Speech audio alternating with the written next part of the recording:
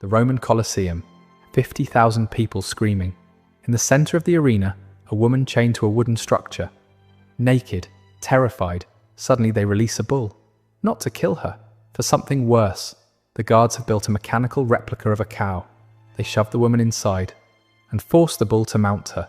It's an execution, but disguised as the myth of Pasiphae, the queen who had sex with a bull. The crowd applauds, children watch, senators laugh. Welcome to Roman entertainment. This isn't fiction, it really happened. The poet Martial was there at the Colosseum's inauguration, and he wrote it down. We saw Pasiphae joined to the bull.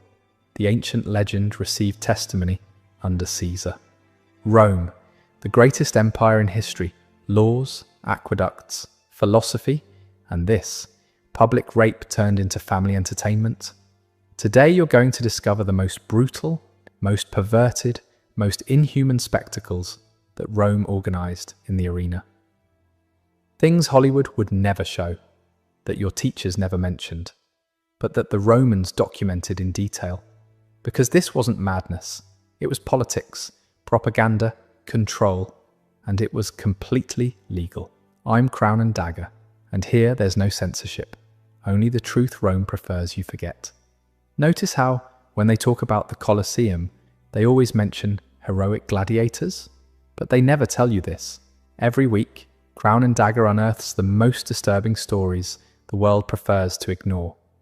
If you want unfiltered history, hit like and subscribe, because what comes next is much more brutal.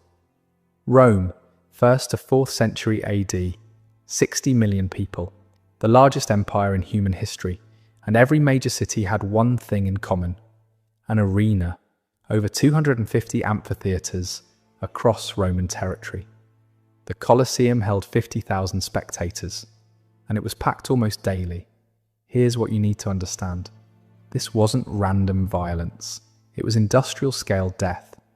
The historian Eutropius calculated that over 400,000 people died in Roman arenas across 4 centuries. That's an entire city, erased for entertainment. At the Colosseum's inauguration, Emperor Titus celebrated with 100 consecutive days of games. 9,000 animals slaughtered. That's 90 deaths per day, for fun. Emperor Trajan, after conquering Dacia, 123 days of games.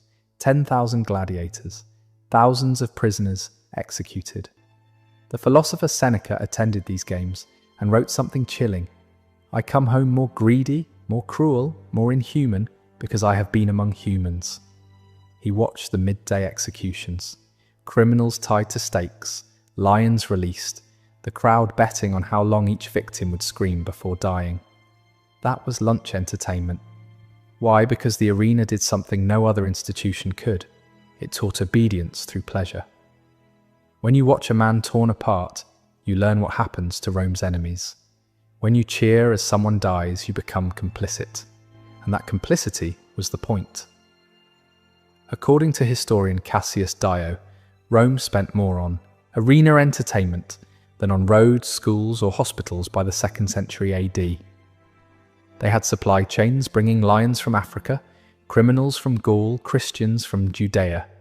It was bureaucratic, scheduled, budgeted. Death, packaged as entertainment, delivered daily to a population addicted to brutality. What you just heard, that was the system. Now let me show you what actually happened in that sand.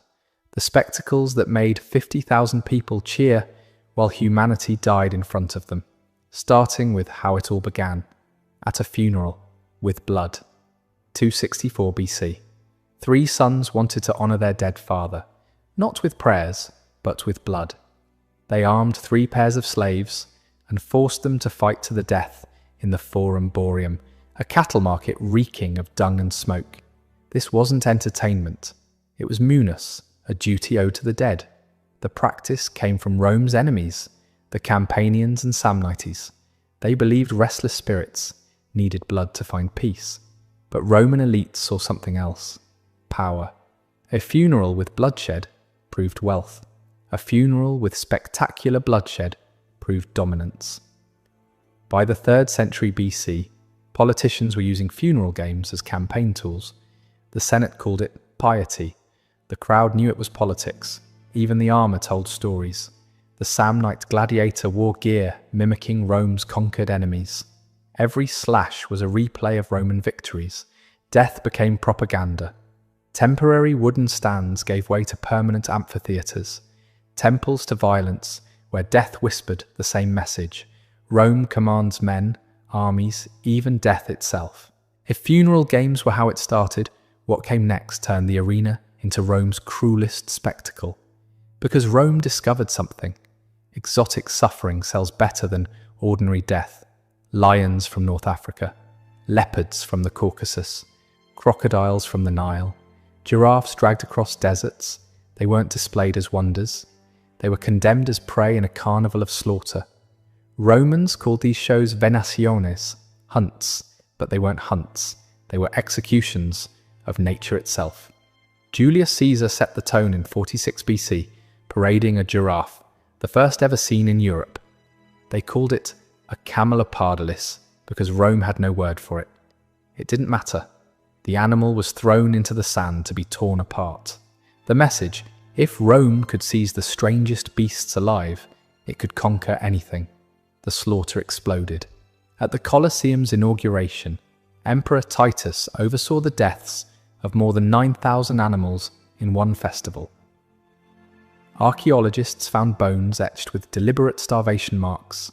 Lions and bears were weakened beforehand to ensure a quick, bloody kill. Behind the scenes, logistics were brutal.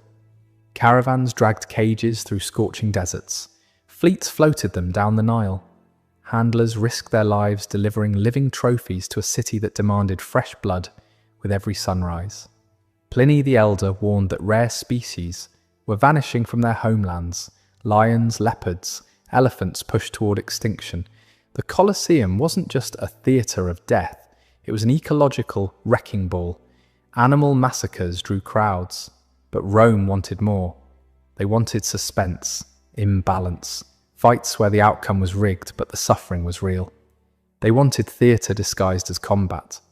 When you picture a gladiator, you imagine two evenly matched warriors. The reality was twisted. Rome thrived on imbalance. Contests engineered for cruelty. Prisoners and criminals were shoved into the arena, dressed as clowns, handed wooden swords, and sent to die against seasoned killers. The crowd jeered as the doomed flailed and fell. Public execution disguised as sport. The weapons became characters. The retiarius fought with a fisherman's net and trident against the secutor, whose helmet was designed to deflect the net. It wasn't skill. It was suspense. Would the net ensnare or would the sword break through? Sometimes one gladiator faced multiple foes.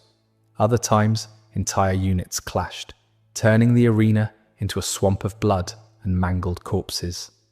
The helmets were weapons of torment. Some narrowed vision, forcing fighters to stumble half-blind while the audience roared with laughter. Others were so heavy that raising one's head became agony. Armor wasn't protection, it was punishment. Gladiators dressed as barbarians, forced to mimic Rome's defeated enemies. Their inevitable loss reminded everyone. The empire always prevails. Mismatched combat was cruel, but it wasn't the worst, because Rome had a special category of victims. People who weren't meant to fight.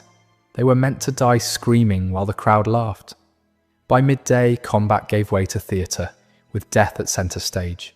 Romans called it damnatio ad bestias, condemnation to the beasts, criminals, deserters, slaves, prisoners of war. They became unwilling actors in executions disguised as myth. Each punishment matched the crime. Thieves torn apart by wolves, arsonists burned alive, traitors thrown to lions. Every scene was a morality play, written in real blood.